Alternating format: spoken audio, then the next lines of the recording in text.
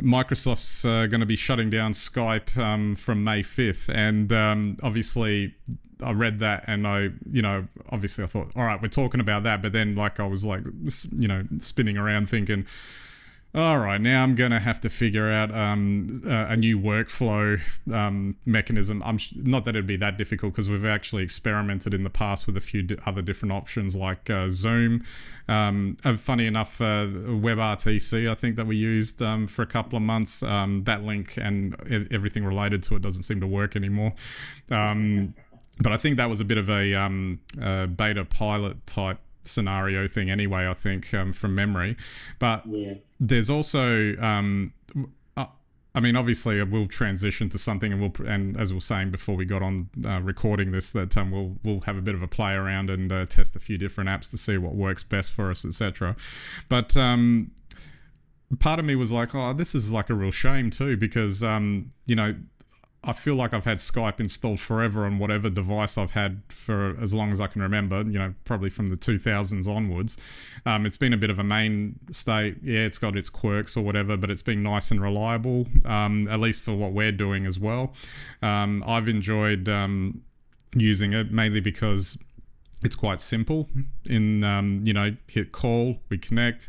I just have to, record the screen and I get like a decent video capture which I can then, splice you in.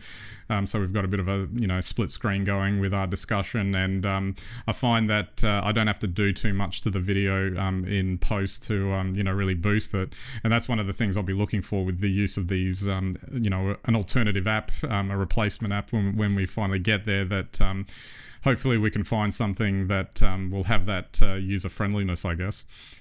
Yeah, well, I wonder... I've always wondered this about Skype, certainly in the latter years of us using it, and Skype sort of seemingly to be, almost an appendix in the anatomy of the internet. But if you go right back to the start, I remember it was a big project. I can't remember if it came out of Sweden or somewhere like that. Yeah, that sounds about right, yeah. Yeah, but it was the first...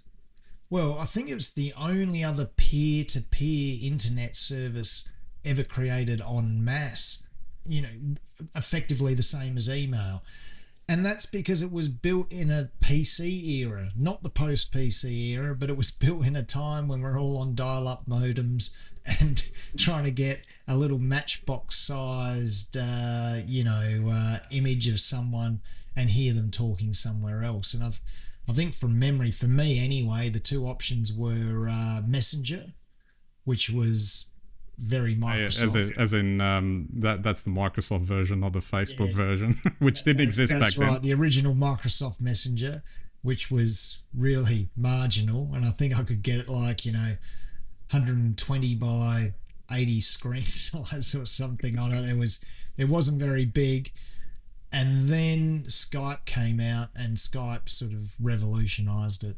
I think that sort of communication, and everyone got very excited at that time because that was, wow, talk to anyone in the world face to face. Well, that's the thing. Like, it's the first true working, at least for me, like in terms of the experience that I remember of video calling, and obviously there's audio calling in there as well, and it's.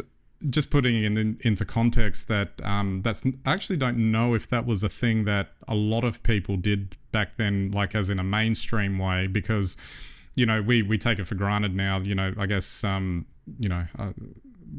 Apple obviously didn't invent it, but obviously FaceTime, when that was introduced, I think back with the iPhone 4, as I recall, which was 2010. From that point on, it video calling became more of a mainstay. For the masses, because and I guess there's a couple of reasons for that, because Skype was always on computers, and if you weren't as interested in having to deal with a computer, it's not something you were going to gravitate towards pretty quickly. Whereas if it was on your phone, which is something you carry around and it's just tap a button and away you go, that made it a lot easier for people. But that's the thing that I remember, that it was something that was a very useful tool, and I'm kind of sad that it's gonna be sailing off into the sunset of tech history.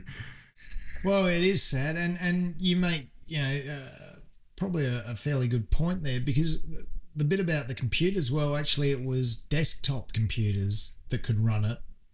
Don't think laptops really had the power in those early years, and then you needed to be plugged in anyway, so because you needed the bandwidth, which in Australia at that point was just about non-existent anyway. So it had a lot against it, and I think its model generally went towards competing with the telcos at one point, where the idea was it could compete against the networks themselves. But as you say, once the iPhone came along, FaceTime, and then all of the other sort of apps that we enjoy now, its relevance has certainly, I guess, drifted.